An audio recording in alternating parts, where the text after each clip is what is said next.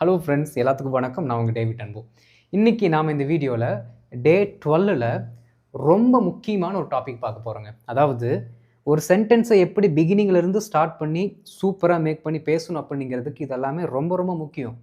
ரொம்ப கிராமரே தெரிஞ்சு வச்சுக்கிட்டு பேச முடியுமான்னு கேட்டால் முடியாதுங்க. அப்போ ஸ்போக்கனுக்கு எது வேணுமோ அந்த மெத்தடில் நம்ம ஃபாலோ பண்ணால் மட்டும்தான் நம்மளால் பேச முடியும். அந்த வரிசையில் எடுத்துக்கிட்டோம் அப்படின்னா இன்றைக்கி சொல்லிக் கொடுக்க போகிற கான்செப்ட் உங்களுக்கு ரொம்ப ரொம்ப ஹெல்ப்ஃபுல்லாக இருக்கும். ஸ்போக்கனுக்கு ரொம்ப உங்களுக்கு உதவி செய்யும். சரிங்களா? வீடியோவை ஸ்கிப் பண்ணாமல் பாருங்கள், அப்போ தான் உங்களுக்கு புரியும். அண்ட் இதை நம்ம சேனலுக்கு ஃபஸ்ட் டைம் வந்திருக்கீங்கன்னா மறக்காம நம்ம சேனலை சப்ஸ்கிரைப் பண்ணிட்டு பெல் பட்டனை கிளிக் பண்ணி வச்சுக்கோங்க. அப்போ தான் நாங்கள் போடுற வீடியோஸ் உங்களுக்கு தொடர்ந்து வந்து சேரும். அப்படியே இப்போவே இந்த வீடியோக்கு லைக்கும் போட்டு வச்சுருங்க. வித்தவுட் டிலே நம்ம வீடியோக்குள்ளே போயிடலாம். ஃப்ரெண்ட்ஸ், அடுத்து ஒரு முக்கியமான விஷயம், ஃபுல் அண்ட் ஃபுல் ஸ்பீக்கிங் மட்டுமே இருக்கக்கூடிய கோர்ஸ் வேணும்னு கேட்டிருந்தீங்க. அது அடுத்த மாதம் நம்ம ஸ்டார்ட் பண்ண போகிறோம். அதுக்கான அட்மிஷன்ஸும் போயிட்டுருக்கு. இன்கேஸ் நீங்கள் இதில் ஜாயின் பண்ணணும்னு நினச்சிங்க அப்படின்னா இந்த பர்டிகுலர் மெயிலுக்கு எங்களை காண்டாக்ட் பண்ணுங்கள். நான் உங்களுக்கு டீட்டெயில்ஸ் அனுப்புகிறோம். அதாவது இது பிகினர் லெவல் கோர்ஸ் கிடையாது. எனக்கு கிராமர் நல்லா தெரியும், எனக்கு ரிட்டன் நல்லா வரும், பேசுகிறதுல எனக்கு மைண்டில் இருக்குது ஆனால் பேசுறதுக்கு வர மாட்டேது அப்படின்னு இருக்குது. அந்த கேட்டகரி பீப்புளுக்கு ஸ்பீக்கிங்கை இன்டியூஸ் பண்ணுற மாதிரி, அதுக்கு ஹெல்ப் பண்ணுற மாதிரி தான் இந்த பர்டிகுலர் ஸ்பீக்கிங் ஆக்டிவிட்டி கோர்ஸ் இருக்கும். லெக்சர்ஸ் எதுவுமே இருக்காதுங்க. அதனால் நீங்கள் லெக்சர்ஸ் எல்லாம் வேணும், பேசிக்கலாக நான் கற்றுக்கணும் அப்படின்னா உங்களுக்குன்னு வேறு ஒரு செஷன் செப்டம்பரில் நாங்கள் ஆரம்பிப்போம். அதில் நீங்கள் ஜாயின் பண்ணிக்கலாம்.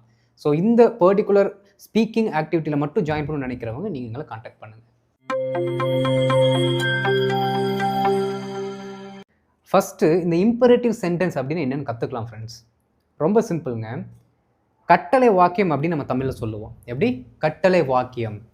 இந்த கட்டளை வாக்கியத்தை நம்ம பெரும்பாலும் எங்கே யூஸ் பண்ணுவோம் அப்படின்னா, நமக்கு ஆப்போசிட்டில் இருக்க ஒரு பர்சனை இந்த வேலையை செய், அந்த வேலையை செய், இப்படி அதை பண்ணு, அப்படி அது பண்ணு அப்படின்னு வினைச்சொல்லை முதலில் நிறுத்தி அவர்களை அந்த ஆக்ஷனை செய்ய வைப்பதற்காக இருக்கக்கூடிய வாக்கியம் தான் கட்டளை வாக்கியம்.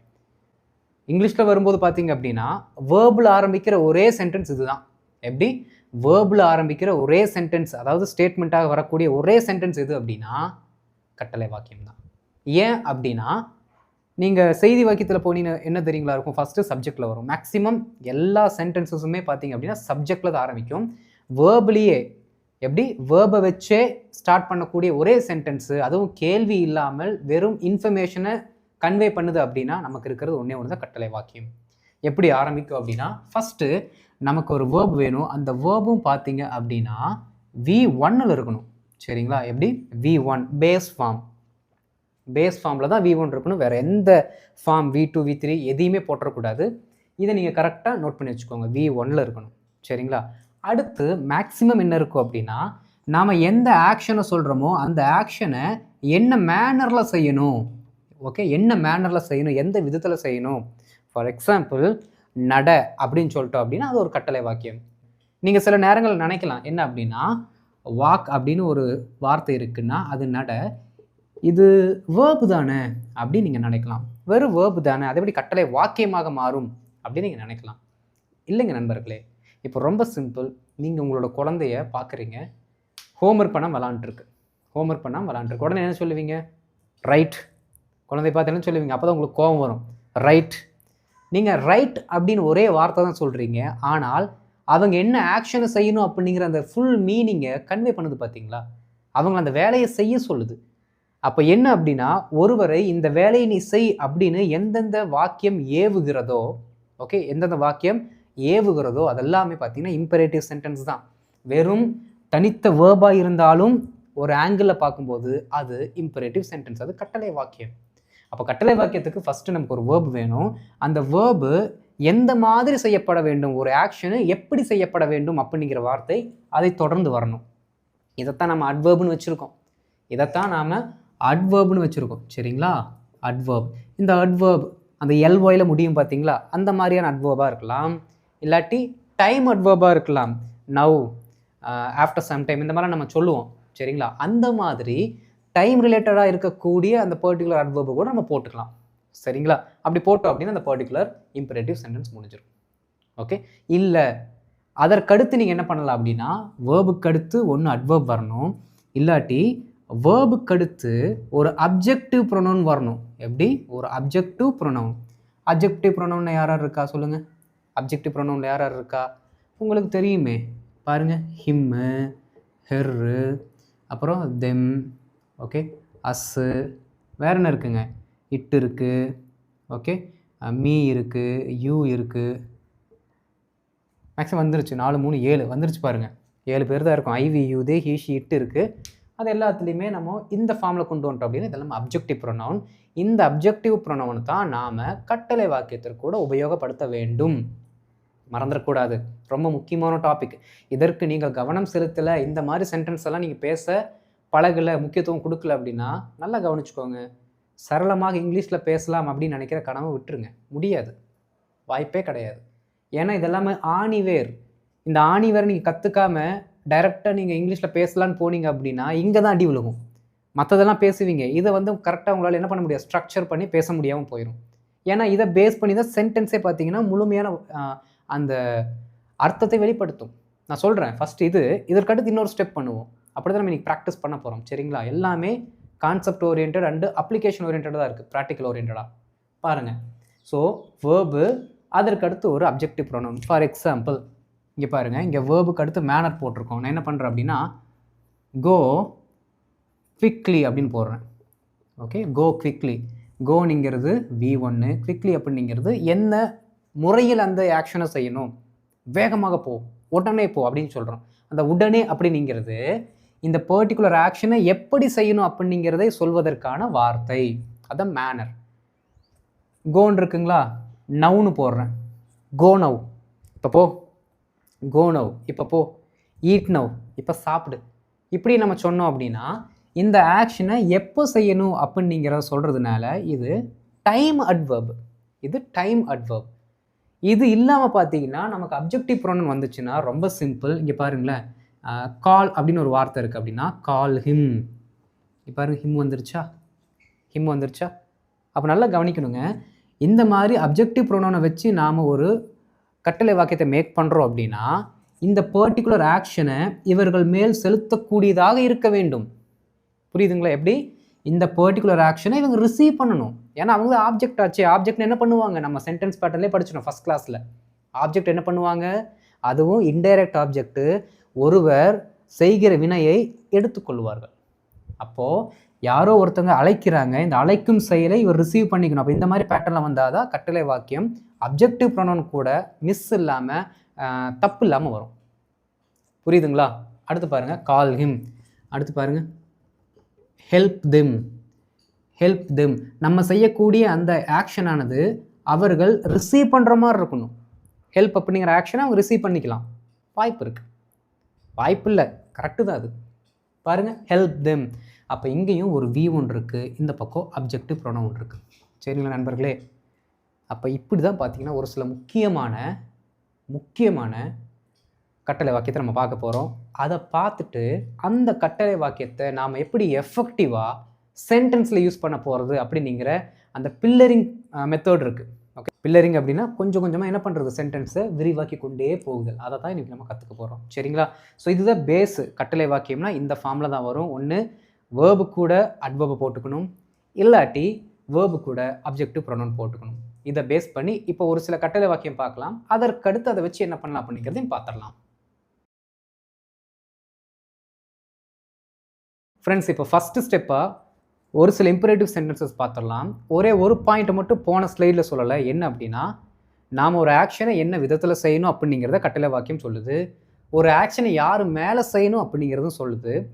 இன்னொரு இடத்துல பார்த்தீங்க அப்படின்னா, அதாவது ஒரு ஆக்ஷனை யார் மேலே செய்கிறோமோ அவங்க இன்டைரக்ட் ஆப்ஜெக்டாக இருந்து ரிசீவ் பண்ணிக்குவாங்க. ஒரு சில டைமில் நம்ம என்ன பண்ணணும்னா ஒரு சில விஷயத்தை நாம் டெலிவர் பண்ணணும். ஆனால் அதை ரிசீவ் பண்ணுறதுக்கு அங்கே யாரும் இருக்க மாட்டாங்க. ஏன்னா அது வந்து டைரக்ட் ஆப்ஜெக்ட். அப்போ ஏதாவது ஒரு பொருளை நம்ம என்ன பண்ணுவோம், டெலிவர் பண்ணுவோம். இல்லாட்டி ஏதாவது ஒரு கருத்தோ இருக்கட்டும், நம்மகிட்ட இருக்க ஏதோ ஒரு விஷயத்தை நம்ம டெலிவர் பண்ணுவோம். அங்கே ரிசீவ் பண்ணுற கால் இல்லாட்டியும் பரவாயில்ல, ஏன்னா அது டைரக்ட் ஆப்ஜெக்ட். அப்போது வேர்புக்கு அடுத்து டைரக்ட் ஆப்ஜெக்ட் போட்டு நம்ம என்ன பண்ணலாம், கட்டளை வாக்கியத்தை ஏற்படுத்தலாம். இது நீங்கள் பேசிக்காக தெரிஞ்சுக்கிட்டால் போதும். ஓகே, இதை சுற்றி தான் பார்த்தீங்க அப்படின்னா கட்டளை வாக்கியம் இயங்கும். ஒவ்வொன்றா நம்ம என்ன பண்ணலாம், மாற்றிட்டே வரலாம். இந்த பர்டிகுலர் ஸ்லைடுக்கு அடுத்து தான் இதோட நெக்ஸ்ட் லெவல் இருக்குது, பார்ப்போம். கவனமாக கேள். இப்போ நல்லா கவனிக்கணுங்க. இந்த மாதிரி பர்டிகுலர் சென்டென்சஸ் தமிழில் பார்த்துட்டிங்கன்னா இங்கிலீஷ்க்கு நீங்கள் மாற்றும் பொழுது ஆட்டோமேட்டிக்காக பின்னாடி இருந்து தான் முன்னாடி வரணும். Okay, reverse, right to left. தமிழில் என்ன பண்ணுவோம், we usually write from left to right. எழுதுறது தமிழாக இருக்கட்டும் இங்கிலீஷாக இருக்கட்டும், we usually write from left to right, அப்படி தான் நம்ம எழுதுவோம். ஆனால் தமிழ்லேருந்து இங்கிலீஷ்க்கு நாம் மொழிபெயர்க்கும் பொழுது ரைட் டு லெஃப்ட் வரணும். எப்படி? Right to left. இது ரைட்டு, ரைட்லேருந்து லெஃப்ட் வரணும். வந்தால் தான் நம்மளால் ஈஸியாக மொழிபெயர்க்க முடியும். ஓகே, பாருங்கள். கேள்னா நம்ம ஒருத்தங்கிட்ட போயிட்டு ஏதாவது பொருளை கேட்குறது கிடையாதுங்க. இந்த இடத்துல என்ன அர்த்தம் அப்படின்னா கேட்டல், கவனித்தல். கவனமாக கவனின்னு எழுதினாலும் கரெக்டு தான், கவனமாக கேள் அப்படின்னாலும் கரெக்டு தான். சரிங்களா? பாருங்கள், கவனமாக கேள். நம்ம ஃபஸ்ட் எப்படி ஸ்டார்ட் பண்ணோம்? ரூல் படி V1 தானே ஸ்டார்ட் பண்ணோம். கேள் அப்படின்னா லிசன். ஓகே, லிசன், கவனமாக. அப்போ கேர்ஃபுல்லி, அவ்வளோதான். Carefully adverb. எப்படி? கேர்ஃபுல்லிங்கிறது அட்வர்ப். எப்படி கவனிக்க வேண்டும், அந்த ஆக்ஷன் எப்படி செய்யணும் அப்படிங்கிற மேனரை சொல்லுது. புரியுதுங்களா? லிசன் கேர்ஃபுல்லி, கவனமாக கேள். இங்கே வா, இங்கே வா, வேர்ப் இதானே. அப்போ கம், கம் ஹியர். சிம்பிள். நிறுத்து, நிறுத்துன்னா எப்படி? ஸ்டாப். இங்கே பாருங்க, பேசுவதை நிறுத்து. சில சமயங்கள் உங்களுக்கு தோணலாம் 2 ஆக்ஷன் வேர்டு வர மாதிரி. நீங்கள் என்ன பண்ணணும் அப்படின்னா பின்னாடி இருக்கிறத ஃபஸ்ட்டு நீங்கள் எழுதிருங்க. 2வது இருக்கிற ஆக்ஷன் வார்த்தை எப்படி இருக்குது அப்படிங்கிறத நீங்கள் நோட்டீஸ் பண்ணணும். பேசுவதை நிறுத்து. எப்படி? பேசுவதை நிறுத்து அப்படின்னா ஒருத்தங்க அந்த ஆக்ஷனை கண்டினியூஸாக செஞ்சிட்ருக்காங்க, அதை நம்ம நிறுத்த சொல்கிறோம். ஓடுவதை நிறுத்து, சாப்பிடுவதை நிறுத்து, பாடுவதை நிறுத்து அப்படின்னா இன்டைரக்டாக நம்ம என்னங்க சொல்கிறோம்? இன்டைரக்ட் என்ன சொல்கிறோம்? அவங்க ஏதோ ஒரு ஆக்ஷனை கண்டினியூஸாக பண்ணிகிட்ருக்காங்க. ஓகே, சாப்பிடுவதை நிறுத்துனா சாப்பிட்டு இருக்காங்க, கண்டினியூ நடக்குது. பாடுவதை நிறுத்து அப்படின்னா பாடிட்டு இருக்காங்க, அதை நிறுத்த சொல்கிறோம். ஓடுவதை நிப்பாட்டு அப்படின்னு நம்ம சொல்கிறோம் அப்படின்னா அவங்க ஓடிட்டு இருக்காங்க, அந்த இயக்க நிலையை நம்ம நிப்பாட்டு அப்படின்னு சொல்கிறோம். அப்போ உங்களுக்கே தெரியுது கண்டினியூஸாக நடந்துட்டு இருக்கனால அந்த பர்டிகுலர் ஆக்ஷனை நீங்கள் என்ன பண்ணலாம்? ஐஎன்ஜி ஃபார்மில் போட்டால் முடிஞ்சு போச்சு. ஓகே, பேசுவதை ஸ்டாப் டாக்கிங், ஸ்டாப் டாக்கிங், அவ்வளோதான். பேசுவதை நிறுத்து, ஸ்டாப் டாக்கிங். ஆடுவதை நிறுத்து, ஸ்டாப் டான்சிங். சாப்பிடுவதை நிறுத்து, ஸ்டாப் ஈட்டிங். தூங்குவதை நிறுத்து, ஸ்டாப் ஸ்லீப்பிங். இப்படி தான் நீங்கள் சொல்லணும். ஓகே, விளக்கை அணை, விளக்கை அணை. அணை அப்படிங்கிறது பார்த்தீங்க அப்படின்னா டேமு கிடையாது இந்த இடத்துல, அணைத்தல். ஓகே, நிப்பாட்டுதல், அந்த சுவிட்ச் ஆஃப் பண்ணுறோம்ல அது. அப்போ என்ன அப்படின்னா turn off the lights, turn off the lights. இந்த லைட்ஸ் என்ன பண்ணுது அப்படின்னா இவர்கள் செய்யும் அந்த அணைத்தல் வேலையை இது ரிசீவ் பண்ணிக்குது. புரியுதுங்களா? டேர்ன் ஆஃப் த லைட்ஸ், விளக்குகளை அணை அப்படின்னு நான் சொல்கிறேன். உன் கருத்தை பரிமாறு, உன் கருத்தை பரிமாறு. இப்போ உங்ககிட்ட இருக்க ஒரு பொருளை நீங்கள் என்ன பண்ணுறீங்க? டெலிவர் பண்ணுறீங்க. என்ன பொருள் இருக்குது உங்கள்கிட்ட? இப்போது கருத்து, உங்களோட தாட், உங்களோட ஒப்பீனியன் இருக்குது பார்த்தீங்களா, அதை நீங்கள் பரிமாறுறீங்க. ஓகே, கருத்தை பரிமாறு. பரிமாறுதல் அப்படிங்கிறதுக்கு பரிமாறுன்னு சொல்லலை, பகிருன்னு சொல்லலாம், அதான் கரெக்டு. பகிருன்னு சொன்னோம் அப்படின்னா share your thoughts. Okay, share your thoughts, share your thoughts. Right. மரியாதை கொடு, மரியாதை கொடு. கொடு அப்படின்னா give. Okay, give respect, give respect. Simple, give respect. செய்வதற்கு முன் யோசி, செய்வதற்கு முன் யோசி. எப்படி? இதை பண்ணணுமாமா ஃபஸ்ட்டு. எப்போ? இந்த ஆக்ஷன் கூட பண்ணணும். ரொம்ப சிம்பிள். யோசி அப்படின்னா திங்க், திங்க்கு. அதுக்கு முன்னாடி இருக்க வார்த்தை முன்னு, அப்போ பிஃபோர். ஓகே, செய்வதற்கு. இப்போ இன்னும் கொஞ்சம் உங்களுக்கு புரியுற மாதிரி சொன்னால் நீ செய்யறதுக்கு முன்னாடி யோசி அப்படின்னு சொல்கிறோம். நீ ஒரு வேலையை செய்யறதுக்கு முன்னாடி யோசி அப்படின்னு சொல்கிறோம் அப்படின்னா think before you act. You act அப்படின்னா நீ அதை செய்வதற்கு, நீ அப்படி நடந்து கொள்வதற்கு அப்படின்னு அர்த்தம். நீ அந்த விஷயத்தை செய்வதற்கு அப்படிங்கிற அர்த்தத்தில் அந்த ஆக்ட்ங்கிற வார்த்தை வந்துடும். Okay, think before you act. செய்வதற்கு முன் யோசி, திங்க் பிஃபோர் யூ ஆக்ட். அன்பாக இரு, அன்பாக இரு. அன்பாக இரு அப்படின்னு எப்படி எழுதலாம்? பி லவ்னு எழுதிடலாமா, இல்லை பி லைக்னு எழுதலாமா? ஏன்னா இருங்கிற வார்த்தை வருது, அதனால் நீங்கள் புரிஞ்சுக்கணும். இருன்னு வந்துட்டாலே அந்த பர்டிகுலர் கட்டளை வாக்கியம் பி அப்படிங்கிறத தான் ஆரம்பிக்கணும். அதை நீங்கள் மறக்கக்கூடாது. ஓகே, ஏன்? பிங்கிறது வேர்பு தானே. உடனே கேட்பீங்க, தம்பி நீ V1 தானே போட சொன்னேன் அப்படின்ட்டு. பி அப்படிங்கிறது வேர்பு தானே, அதுவும் V1 ஃபார்மில் தான் இங்கேயும் நம்ம வருது, அந்த மீனிங்கில் நம்ம எடுத்துக்கிறோம். ஓகே, பி அப்படிங்கிறது பி வேர்பு. அதுலேயும் பார்த்தீங்க அப்படின்னா நாம் அந்த பிங்கிற வார்த்தையே போட்டுற வேண்டியதான். ஓகே, அன்பாக இரு, பி கைண்டு. கருணையாக இரு, இரக்கமாக இரு. எல்லாத்துக்கும் என்ன சொல்லலாம்? பி கைண்டுங்கிற வார்த்தையை சொல்லலாம். ஓகே, அமைதியாக இரு, அமைதியாக இரு. இருன்னு வந்துருச்சா? Be quiet, be quiet, be quiet. கவனமாக இரு, கவனமாக. Be careful, be careful. ரொம்ப சிம்பிள் ஃப்ரெண்ட்ஸ், நல்லா கவனிக்கணுங்க. இந்த லிசன் அப்படிங்கிற V1 இருக்குது பார்த்தீங்களா, எப்படி V1 பேஸ் ஃபார்ம். அதற்கடுத்து தான் பார்த்தீங்கன்னா அந்த எல்ஒயில் வரக்கூடிய எப்படி எல்ஒயில் வரக்கூடிய அட்வர்ப் வரும். இது பி வேர்பு. எப்படி பி வேர்புக்கு அடுத்து வரக்கூடிய வார்த்தைகள் அட்ஜெக்டிவாக தான் மேக்ஸிமம் வரும். அதை நீங்கள் புரிந்து கொள்ள வேண்டும். அப்போ தேவையில்லாமல் எல்ஒய் போடக்கூடாது. பி கைண்ட்லின்னு சொல்லக்கூடாது. எப்படி பி கைண்ட்லின்னு சொல்லக்கூடாது. புரியுதுங்களா? ஸ்பீக் கைண்டுன்னு சொல்லக்கூடாது. ஸ்பீக் பொலைட்டுன்னு சொல்லக்கூடாது. Speak politely. Okay, B polite, be kind. புரியுதுங்களா? ஸ்பீக் கைண்ட்லி இந்த மாதிரி கூட சொல்லலாம், தப்பு இல்லை. அப்போ நீங்கள் புரிஞ்சுக்க வேண்டியது என்ன அப்படின்னா, V1க்கு அடுத்து மேக்ஸிமம் அட்வர்ப் போடுங்க. பி அப்படிங்கிற வார்த்தைக்கு அடுத்து என்ன பண்ணுங்க, அட்ஜெக்டிவை போடுங்க. மீனிங் ஓரளவு கரெக்டாக வந்துடும், மேக்ஸிமம் வந்துடும். ஏன்னா அதுதான் ஸ்ட்ரக்சர். அடுத்து வாங்க, பொறுமையாக இரு. பொறுமையாக இரு. Be patient. Be patient. பேஷண்ட்னா பொறுமை அப்படின்னு அர்த்தம். ஓகே, பொறுமைனா பேஷன்ஸ்னு சொல்லுவோம். பொறுமையாக இரு அப்படிங்கிற அந்த ஆக்ஷனை அட்ஜெக்டிவாக சொல்லும் பொழுது பேஷண்ட். அடுத்து பாருங்கள், அவர்களுடன் பேசு. இப்போ நார்மலாக வந்துருச்சு, V1 வந்துருச்சு. அவர்களுடன் பேசு. Speak with them. அவனுக்கு கொடு. அவனுக்கு கொடு. கிவ்வும். அவ்வளோதான். கிவ் டு ஹிம் எல்லாம் சொல்லக்கூடாது, கிவ்வும். ஏன் அப்படின்னா ஒரு ஆக்ஷனை ரிசீவ் பண்ணுறவர் இருக்கிறாரு, இன்டைரக்ட் ஆப்ஜெக்ட் அப்படியே போட்டாச்சு, கிவ் ஹிம். புரியுதுங்களா? கால் ஹிம் நம்ம பார்த்தல போன ஸ்லைடில், வேர்புக்கு அடுத்து அப்ஜெக்டிவ் ப்ரொனவுன் வர்ற மாதிரி. அதுதான் இங்கே வந்திருக்கு. கிவ் ஹிம் அப்படின்னா அவனுக்கு கொடு. ஓகே, புரிஞ்சுதுல எப்படி கட்டளை வாக்கியம் வந்துச்சு அப்படின்ட்டு. இப்போது இந்த கட்டளை வாக்கியம் எப்படி சென்டென்ஸுக்குள்ளே போட்டு நாம் ஒரு செய்தி வாக்கியமாக இருக்கட்டும், ஏதோ ஒரு வாக்கியத்தை எப்படி உருவாக்கலாம் அப்படிங்கிறத பார்க்கலாம். அதற்கு முன்னாடி இந்த மாதிரி வார்த்தைகள் எக்கச்சக்கமாக உங்களுக்கு தெரிஞ்சிருக்கணும். கட்டளை வாக்கியம் நிறைய தெரிஞ்சிருக்கணும். குறைஞ்சது ஒரு 1000 கட்டளை வாக்கியமாவது உங்களுக்கு தெரிஞ்சிருக்கணும். அப்போ நிறைய சும்மா பார்க்கணும். நீங்கள் வந்து மனப்பாடம் பண்ணலுக்கெல்லாம் தேவையே கிடையாது. சும்மா ChatGPTயோ இல்லாட்டி ஏதோ ஒரு ஏஐ கிட்ட என்ன பண்ணலாம். ஏன்னா மெட்டா ஏஐ கூட இருக்குது நம்ம மொபைலில். எங்கள் வாட்ஸ்அப்பில் பார்த்தீங்க அப்படின்னா சேட் க்ரியேட் பண்ணுறதுக்கு மேலே, அதாவது கீழே பார்த்தீங்கன்னா உங்கள் வாட்ஸ்அப்பில் என்ன இருக்கும், இதான் உங்கள் மொபைல் ஃபோன் வச்சுக்கோங்களேன். வாட்ஸ்அப்பு கீழே பார்த்தீங்கன்னா ஒரு ப்ளஸ் சிம்பிள் இருக்கும். அதுக்கு மேலே பார்த்தீங்கன்னா நம்ம கொஞ்சம் blue colour and white colour சேர்ந்த மாதிரி ஒரு சர்க்கிள் இருக்கும். அதுதான் மெட்டா ஏஐ. அதில் ஒரு கிளிக் பண்ணிங்கன்னா அது அப்படியே ஒரு இடத்துக்கு கூட்டிகிட்டு போகும். உங்களை ஒரு சேட் பாக்ஸ்குள்ளே கூட்டிகிட்டு போகும். அங்கே போயிட்டு நீங்கள் என்ன கேள்வி கேட்டாலும் அது உங்களுக்கு கொடுக்கும் ஆன்சர்ஸ். நீங்கள் அதை கூட யூஸ் பண்ணலாம். அதுவும் ஏஐ தான். புரியுதுங்களா? எனக்கு ஒரு 100 இம்பரேட்டிவ் சென்டென்சஸ் கொடு, உனக்கு 1000 இம்பரேட்டிவ் சென்டென்சஸ் கொடுன்னா கொடுக்கும் தாராளமாக. எல்லாத்தையுமே ஒவ்வொன்றா சொல்லி பார்க்கணும், என்ன அர்த்தத்தில் அது வரும் அப்படிங்கிறத நீங்கள் என்ன பண்ணணும், சும்மா சொல்லி ப்ராக்டிஸ் பண்ணணும். புரியுதுங்களா? ரைட். இப்போ இதை வச்சு நாம் இன்னொரு ப்ராக்டிக்கலாக ஒரு வேலையை செய்யலாம். இப்போ பார்க்கலாம் ஃப்ரெண்ட்ஸ். இப்போ ஒரு சில எக்ஸாம்பிள்ஸ் பார்க்கலாம் வித் ப்ராக்டிக்கல் ஸ்டெப்ஸ். எப்படின்னு பார்க்கலாம் வாங்க. சாலையை கடை. ஃபஸ்ட் இதெல்லாம் எழுதிடலாம் என்னென்ன மீனிங்கில் வரும்னு. சாலையை கடை அப்படின்னா நம்ம என்ன அர்த்தம் வச்சுருக்கோம், கடை அப்படின்னா கிராஸு. ஓகே, கிராஸ் சாலையை, அப்போ cross the road. Cross the road. பார்த்திபனை அழை. பார்த்திபனை அழை, அப்போது call or invite. Call or invite Parthiban.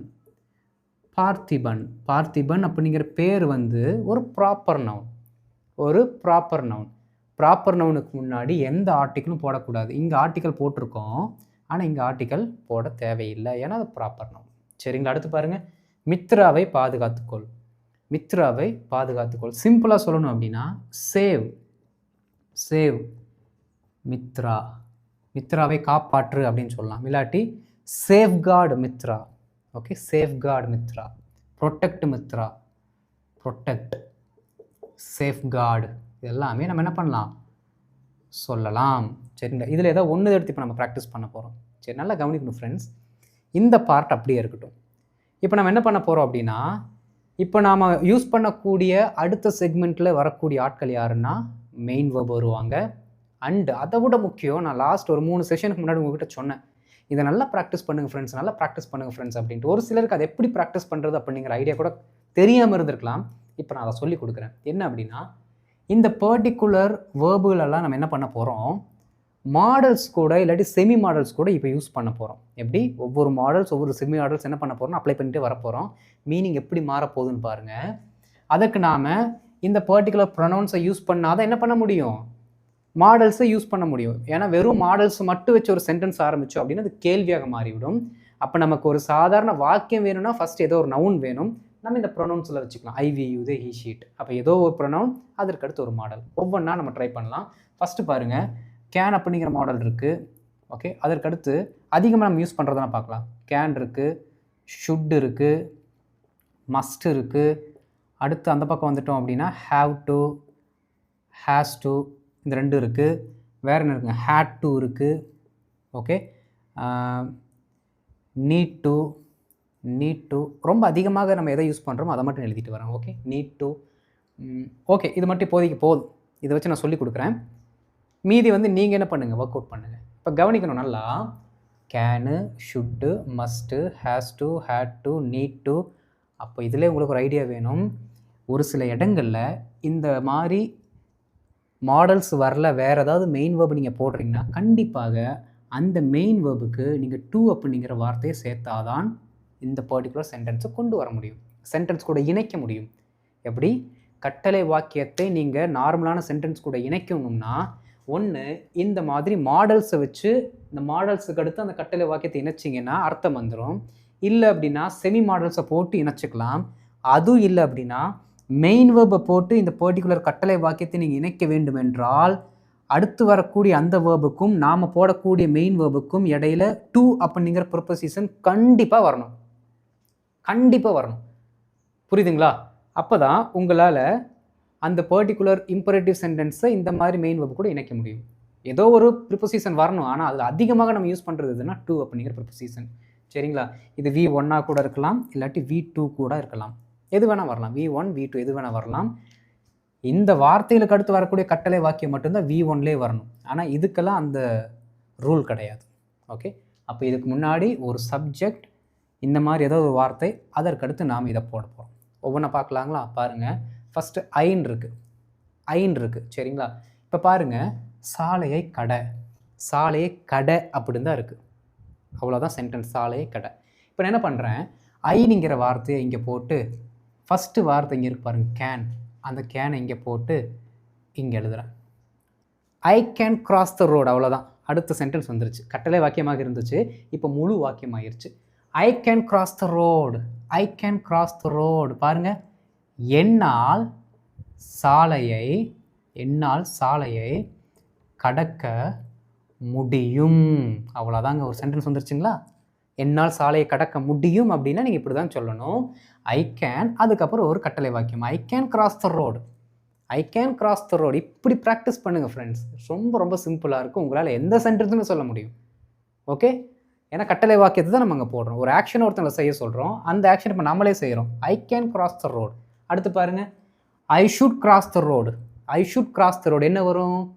I should cross the road, நான் சாலையை கடக்க வேண்டும், நான் சாலையை கடக்க வேண்டும். பாருங்கள், ஐ ஷுட் கிராஸ் த ரோடு இங்கே போடுறேன். ஐ ஷுட் கிராஸ் த ரோடு, நான் சாலையை கடக்க வேண்டும். அடுத்து அப்படியே கீழே வந்து ஹேட் டு போடலாமா? I had to cross the road, I had to cross the road, நான் சாலையை கடக்க வேண்டி இருந்தது. பாஸ்டில் போயிடுச்சு. எப்படி? இதோட அர்த்தம் ப்ரெசண்ட்டில் தான் இருக்குது. சாலையை கடை, அது ப்ரெசண்ட்டில் தான் இருக்குது. அந்த சாலையை கடை அப்படிங்கிற அந்த ஆக்ஷன் ப்ரெசண்ட்டில் இருக்கணும் அப்படின்னா முன்னாடி நீங்கள் போடக்கூடிய அந்த மெயின் வேர்ப் ப்ரெசண்ட்டில் இருக்கணும். இன்கேஸ் முன்னாடி வரக்கூடிய மெயின் வேர்பு இல்லாட்டி அந்த மாடல் பாஸ்டில் இருந்துச்சுன்னா இதுவும் பாஸ்ட்டுக்கு மீனிங் மாறிடும். I should cross the road, நான் சாலையை கடக்க வேண்டும். I had to cross the road, நான் சாலையை கடக்க வேண்டி இருந்தது. கடந்த காலத்துக்கு மாறிடுச்சு. சிம்பிள். புரியுதுங்களா? ரொம்ப ரொம்ப சிம்பிள். இப்படி தான் நீங்கள் கட்டளை வாக்கியத்தை யூஸ் பண்ணணும். அதுக்கு தான் கட்டளை வாக்கியத்தை வச்சுருக்காங்க. யூசேஜே அது தெரிஞ்சால் மட்டும்தான் உங்களால் யூஸ் பண்ண முடியும். வாங்க அடுத்து V1 இருக்குது. V1 ஏதாவது ஒரு V1 நம்ம போட்டுக்கலாம். ஏதாவது ஒரு முக்கியமான ஒரு வேர்பு, அந்த வேர்பு டு கூட என்ன பண்ணணும், கரெக்டாக மேட்ச் ஆகணும். சரிங்களா? நிறைய இருக்குது வேர்ப்ஸு, நம்ம ஒன்று போடலாம். பாருங்கள், என்ன பண்ணுறேன் அப்படின்னா ஐயை யூஸ் பண்ணுறேன். I plan, I plan, I plan to cross the road, I plan to cross the road. சாலையை கடக்க நான் திட்டமிடுகிறேன், சாலையை கடக்க நான் திட்டமிடுகிறேன். I decide to cross the road, I decide to cross the road. நான் சாலையை கடக்க தீர்மானிக்கிறேன், முடிவு செய்கிறேன். நான் சாலையை கடக்க முடிவு செய்கிறேன். பாஸ்டில் வாங்க, I planned to cross the road. I planned to cross the road என்ன அர்த்தம்? நான் சாலையை கடக்க திட்டம் செய்தேன், திட்டம் தீட்டினேன். ஏன்னா பிளான்டு வந்து past. I planned to cross the road. நான் சாலையை கடக்க திட்டம் தீட்டினேன். I decided to cross the road. I decided to cross the road. நான் சாலையை கடக்க முடிவு செய்தேன், தீர்மானித்தேன். அவ்வளோதான் ஃப்ரெண்ட்ஸ். புரியுதுங்களா?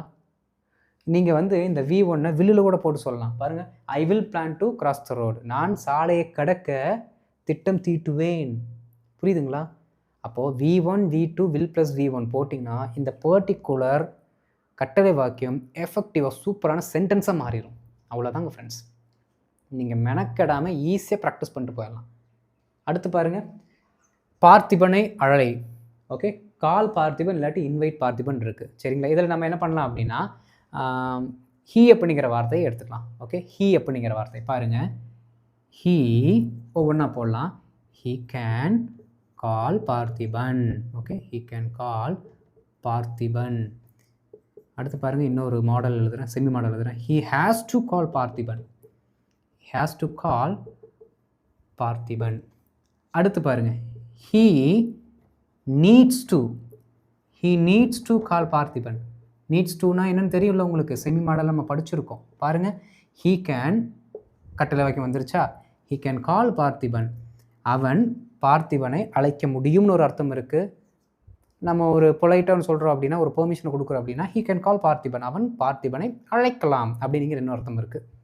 He has to call Parthiban. அவன் கட்டாயமாக இந்த டியூட்டியை செய்ய வேண்டும். He has to call Parthiban. He has to call Parthiban அர்த்தம் இருக்குது. கால் பார்த்திபன். அடுத்தும் கால் பார்த்திபன் தான் இருக்குது. He needs to call Parthiban. He needs to call Parthiban. அவன் பார்த்திபனை அழைப்பது அத்தியாவசியமாக இருக்கிறது, தேவையாக இருக்கிறது. அவன் பார்த்திபனை அழைக்க வேண்டும் அப்படிங்கிறதா original meaning. He needs to கால். அவன் பார்த்திபனை கூப்பிட வேண்டும். அர்த்தம், உள்ளார்ந்த அர்த்தம் என்ன அப்படின்னா, he needs to call Parthiban. அவன் பார்த்திபனை அழைப்பது அத்தியாவசியமாக, தேவையாக இருக்கிறது அப்படின்னு அர்த்தம். எவ்வளோ சிம்பிளாக இருக்குது பாருங்கள், எவ்வளோ சிம்பிளாக இருக்குது. அடுத்து பாருங்கள், அதே மாதிரி தான் நீங்கள் இது கூட போட்டுக்கலாம். He plan to call Parthiban. He decided to call Parthiban. He denied to call Parthiban. டினைடுனா அவன் பார்த்திபனை அழைக்க மறுத்தான். அவன் பார்த்திபனை அழைக்க மறுத்தான். அவன் பார்த்திபனை அழைக்க மறந்தான். எப்படி? அவன் பார்த்திபனை அழைக்க மறந்தான். He forgot to. அவ்வளோதான், he forgot to call Parthiban.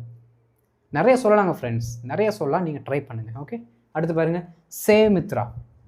Save Mitra என்னென்னு எழுதலாம் பாருங்களேன். வீன் இருக்குது. ஓகே, வீன் இருக்குது. வீக்கு என்ன பண்ணலாம் அப்படின்னா, நாம் ஒரு கலெக்டிவ் நவுன் கொடுக்கலாம். சரிங்களா? என்ன அப்படின்னா, த சோல்ஜர்ஸ் அப்படின்னு நான் சொல்கிறேன். Okay, the soldiers. The soldiers. The soldiers can save Mitra. ஒவ்வொன்றும் எழுதலாம். ஓகே, இல்லாட்டி த சோல்ஜர்ஸ் ஷுட் போட்டுக்கலாம். இங்கே ஷுட் சேவ் மித்ரா. பாருங்கள், the soldiers should save Mitra. The soldiers should save Mitra. அடுத்து பாருங்கள், the soldiers had to save Mitra. என்ன வேணால் போடலாம். Okay, the soldiers had to save Mitra. அடுத்து பாருங்கள், த சோல்ஜர்ஸ், அதே பிளான்டு நான் யூஸ் பண்ணுறேன். பிளான்டு. Okay, decided. ஓகே,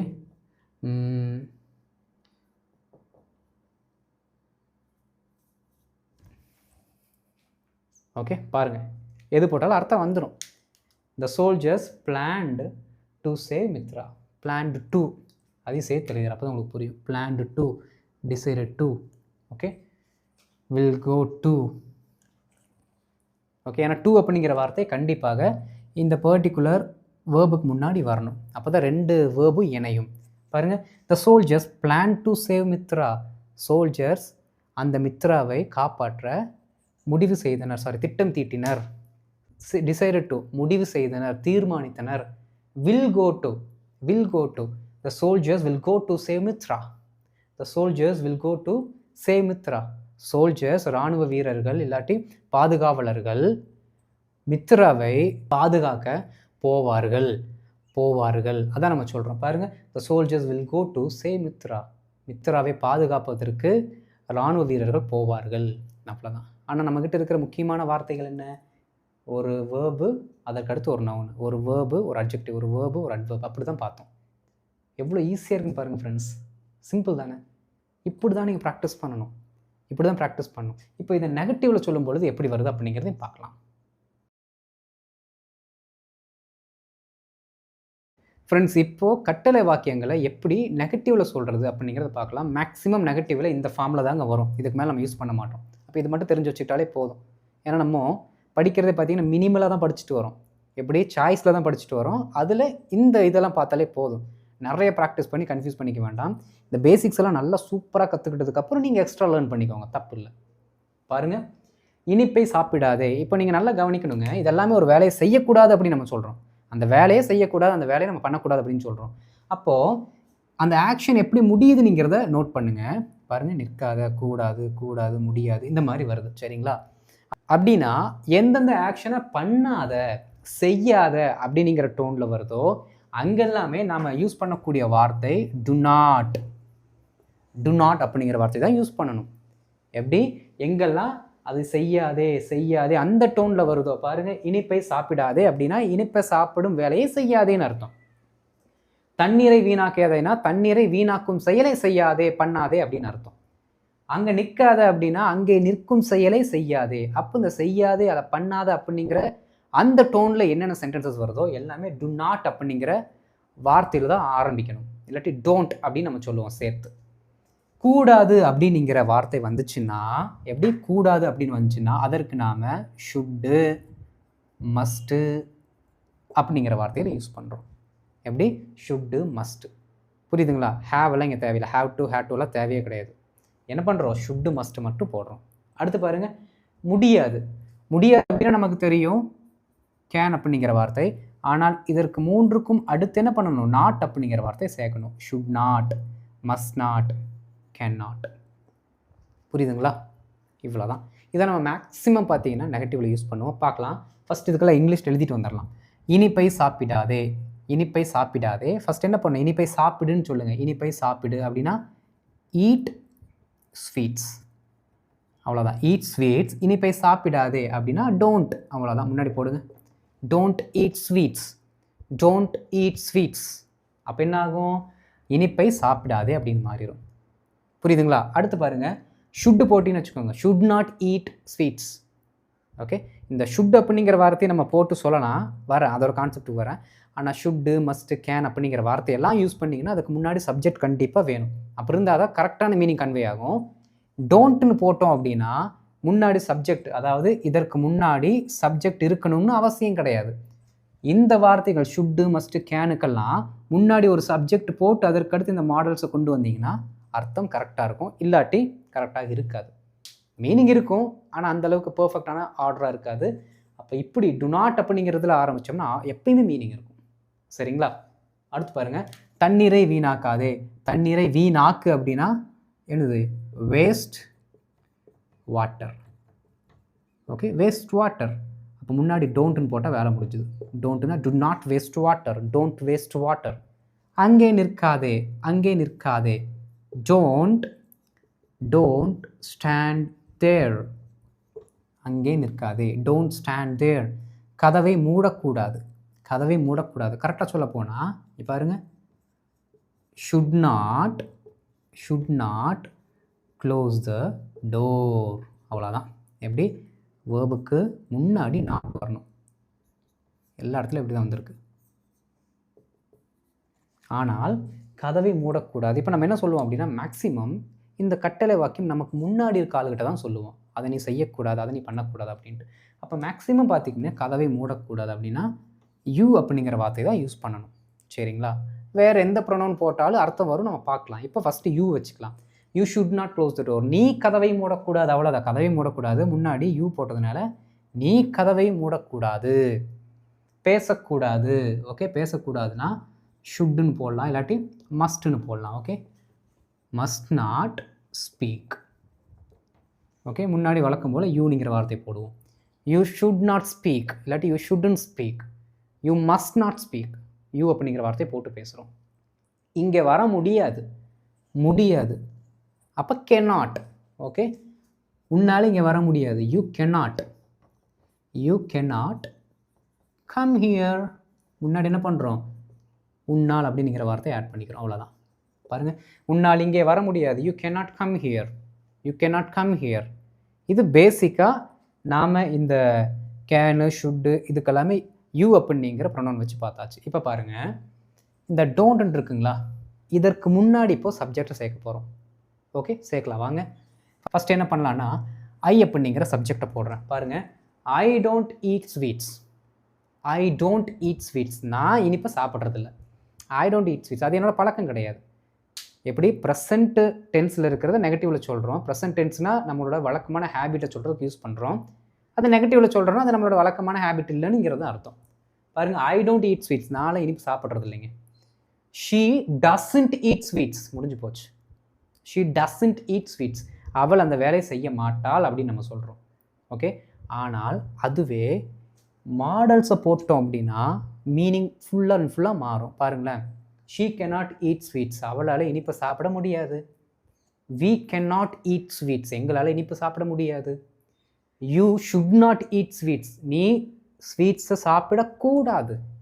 அடுத்து பாருங்கள், they must not eat sweets, அவங்க ஸ்வீட்டை சாப்பிடவே கூடாது அப்படின்னு நம்ம சொல்கிறோம். புரியுதுங்களா?